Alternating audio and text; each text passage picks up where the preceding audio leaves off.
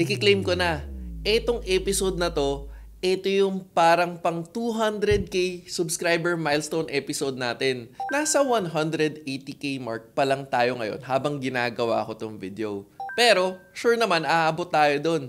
Special episode kasi to. Ryan! Ngayon, habang pinapanood mo tong episode na to, ilang subscribers na? Nasa road to 200k ba? O lampas 200k na? Comment mo naman. Nung isang araw kasi, bigla akong naisip, 4 years mahigit na rin pala tayong content creator. Bilis rin ng panahon, no?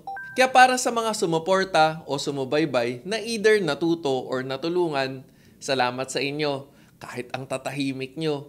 Pero, naintindihan ko kayo. Kasi, ang profile ng nakaka-appreciate ng content natin, hindi kayong tipong diehard fan.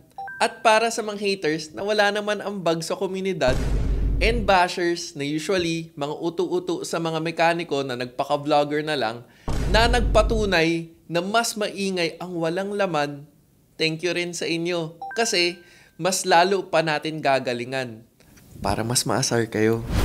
'Di ba? Ang content ko ay para makatulong sa pagbigay ng proper information sa viewers. Minsan, to promote critical thinking.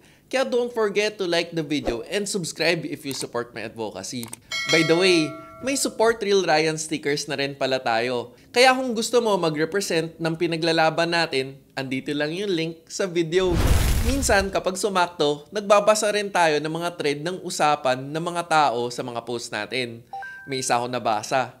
Sabi niya, nakakalait daw o degrading daw tayo kasi mas may alam kesa sa iba. Wag daw personalin at kunin na lang ano ang matututunan. Puti naman. May nabasa pa ako na bakit daw para bang tayo lang daw ang tama. Alam nga naman na kung may ipaglalaban pa, yung mali pa, di ba? Na-realize ko, kahit na mabuti ang hangarin natin na magbigay ng tamang impormasyon sa tao, may mga tao na negative ang tanggap. Sa bagay, nakakabastos nga naman kasi. Sino nga ba tayo? Ako na magsasabi, regular na car owner lang tayo, na may alam lang ng konti. Hindi mekaniko. Ang labas, nagiging mas marunong pa sa mismong gumagawa. Paano naman kasi? Sa totoo, naka-insulto naman kasi para sa nag-iisip. Yung tinuturuan ka ng mali. Uy, don't get me wrong okay lang naman magkamali. Pero yung paninindigan mo at yung pang ikakalat mo, hindi ka ba nahihiya? Busted! Sa episode na to, ipapakita ko sa inyo kung sino pa yung akala nyong actual. Sila pala yung theory lamang. Another episode ng Not Everything You See on the Internet is Real. By the way, kung naisip mo, bakit parang familiar yung linya na yon, ginamit ko na kasi sa previous episode. At plug ko na rin na may update. Nagsalita yung biktima. And according sa kanya, humihingi pa pala ng pang-sideline yung Busted! sa second-hand dealer. Tibay rin no?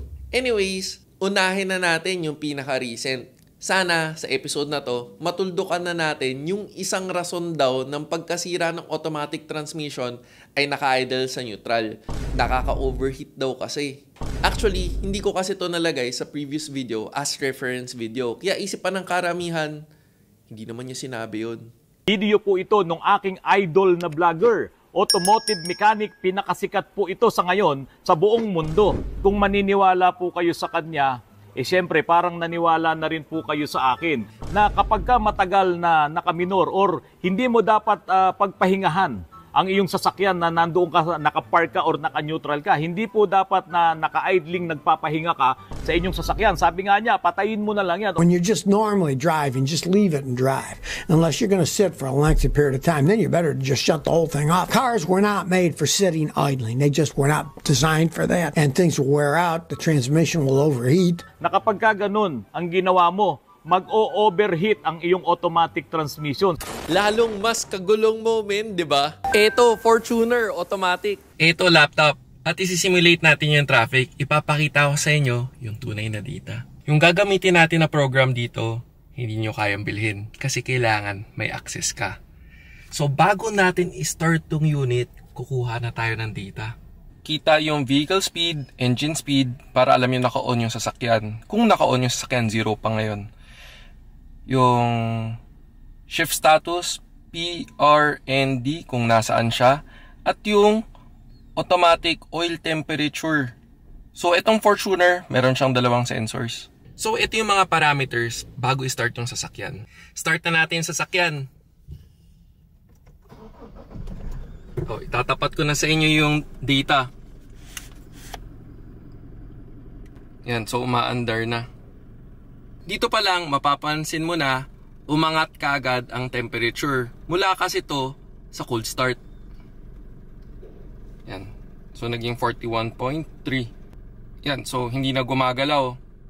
More or less, mga 3 minutes na tayo, di ba? Ngayon, ilalagay na natin sa drive.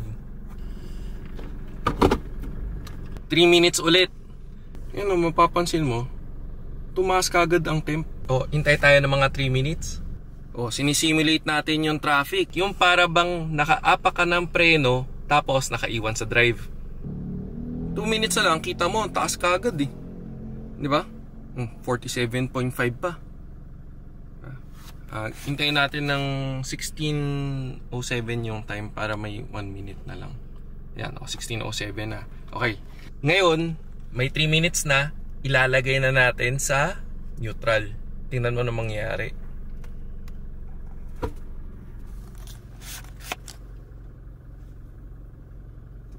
One minute pa lang. After 1 minute, nasa 46.3 na lang, galing 49 point something. Anong napapansin nyo? Tumataas ba o bumababa? So imagine mo, sa few minutes lang, grabe yung fluctuation kagad ng temperature. Diba? So nung nag-neutral, kita mo, walang pressure, mas walang heat. So kung ipapantay talaga natin na 3 minutes and 3 minutes after, ito yung actual temperature. Mas mababa pa. So ano, umangat ba o bumaba yung temperature? Ibig sabihin ba ng overheat pababa ang temperature? Kasi bumaba ang temperature sa neutral. Ano pa nagsasasabi nila? Isipin mo yun. Transmission specialist. At yung pinakasikat na mekaniko sa buong mundo niya. Mundo ng mga nang-uuto at uto-uto. Diba? Kabaliktaran pala ang sinasabi sa actual. Isipin mo, sa kanya, overheat sa idle ng naka-neutral. Pero sa tunay pala, pababa ang temperature sa neutral kung galing sa drive. So, sino pala yung puro theory lang, sabi sa comment section. Actually, meron pa pala akong isasama dito. Yung presentation niya sa sarili niya, maraming alam. Pero, booking mo na hindi pala niya talaga alam. Isipin mo, nadala lang sa 2 electric fan. Maganda na daw ang presentation. Pero sa comment section, bigla niya binawi at pangit daw dahil masyadong technical ang presentation. Balingbing ba ang tawag sa ganito? Huli mo mismo sa kanyang salita. Ito ang mismong sinabi niya. Autorans, although iba yung opinion niya kay Real Ryan, ipinaliwanag niya gamit yung presentation niya kung bakit mas advisable na naka-engage sa D at tumapak ng preno. Dito sa parte na ito ay mas pinapanigan ko si Autorans kasi gaya nga po nung pinakita niya doon sa presentation niya. Kapag naka-neutral ka, ang pumipigil na lang doon sa mga pyesa para ito ma-damage ay yung ATF. Kaya kung ang ATF ay luma na, o pwede talagang makadamage doon sa transmission kapag naka-neutral ka ng matagal. Kung iisipin mo, example niya, lumang ATF. Anong kinalaman nun? Mapadrive o neutral, lumang ATF ang makakasira ng automatic transmission internals. Ayoko nang himayin pa video niya kasi ultimo siya mukhang naguguluhan sa mga sinasabi niya. At ito, next example, yung walang katapusan na issue ng push start. Nahinamon ako ng debate ng isang shop kasi may error daw siyang nakuha sa sasakyan at sinisi niya ang push start sa error dahil nagulat daw ang sasakyan. Kung gusto mo ng full episode, hanapin mo to. Ito naman ang recap. Isang araw pa nga, hinamon ako ng debate na may pusta, 1M daw.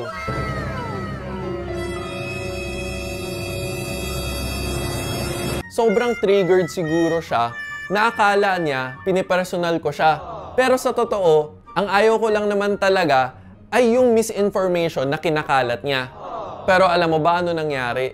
Ang dami nilang ingay. Binigyan pa ako ng countdown, pero nung nag-reply na ako, wala naman na akong narinig sa kanila. Kasi naghanap ako ng judge para sa debate namin. Siyempre, kailangan credible source. Eh yung credible source, tinapos ang usapan. Game over.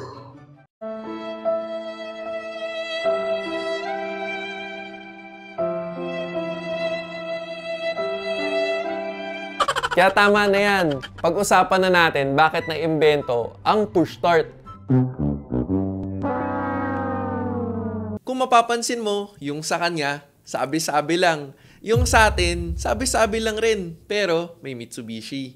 Since puro sabi-sabi lang, ito, actual, mala National Geographics, parang nasa wild. Ito ang smart key. Palapit pa lang tayo sa kotse. Kapag lumapit tayo dyan, iilaw yan.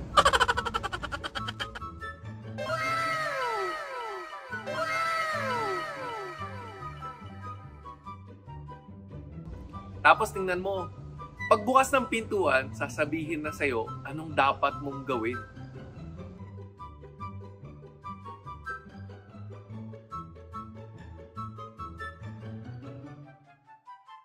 Diba? Nakasulat. Press brake and push power switch to start. Kaya ano, nagulat ba? Kaya ulitin ko na lang rin sa video na to, nagugulat ba? Tapos sinasabi pa ng tao na patulan ko raw na makipagdebate sa kanila. At end of the day, sinong judge? Ikaw na nanonood. Kaya ka nga nanonood sa amin kasi hindi mo alam. Narealize ko na pointless makipagdebate sa mga to. Lalo na kung taliwas sa katotohanan o realidad ang punto ng kabila. Pointless eh. At mahirap makipagtalo sa mga unggoy. At wala na rin magagawa sa mga uto-uto. Hayaan na lang natin sila magkumpulan at magpauto. Masalba na lang ang masasalba.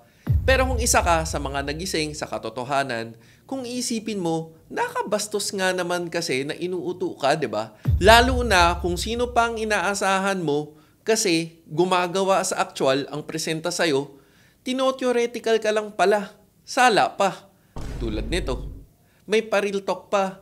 Buti naman, alam niyang charot lang ang real talk niya. Isipin mo, mga ganitong kalokohan ang kumakalat, ang nakapagtulak sa akin maging content creator. Kasi, naaawa ko sa mga tao na nauuto. At pagiging content creator lang rin ang paraan para lumaban sa misinformation. Ayaw kong maloko ka. Sana nag-gets nyo tong pa 200k milestone special episode natin. Kaya para sa'yo, anong mas matimbang? Theory o actual? At sino pala yung puro theory? Tingin mo ba, pwede na tayong tumigil sa advocacy natin sa pagbigay ng tamang impormasyon sa mga car owners? Gusto ko marinig ang opinion mo sa comment section. Kung nakadagdag info tong episode na to sa'yo, please don't forget to like the video. At kung hindi ka pa nakasubscribe, baka naman para parati kang updated sa mga relevant car-related videos. Sana nakatulong. O teka, pag may nakalimutan man ako, comment down below. This is me, Real Ryan, bringing you real talk, real experiences, and real reviews. Don't forget to subscribe, like, and click the notification bell. Thank you for watching. Peace.